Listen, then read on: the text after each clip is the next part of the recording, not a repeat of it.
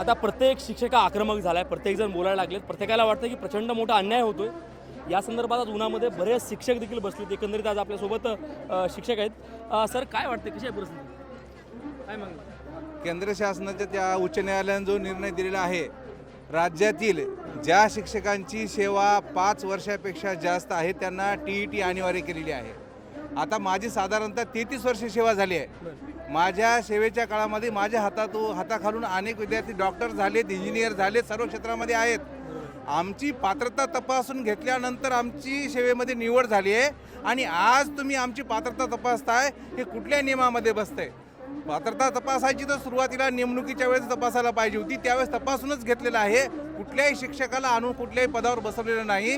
त्यावेळेस त्या व्यवस्थापन समिती असतील, निवड मंडळ असतील, वेगवेगळ्या परीक्षा असतील, त्या परीक्षांच्या माध्यमातून शिक्षकाची निवड झालेली आहे.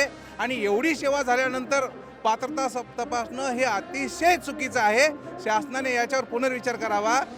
2009 जो शिक्षण हमी कायदा लागू झाला, त्यानंतर समजा लागू केलं तर तो ठीक तर राहील, परंतु त्यापूर्वीच्या शिक्षकांना ही पात्रतेची अट लागू करणं, TETची अट लागू करणं अतिशय चुकीचं आहे.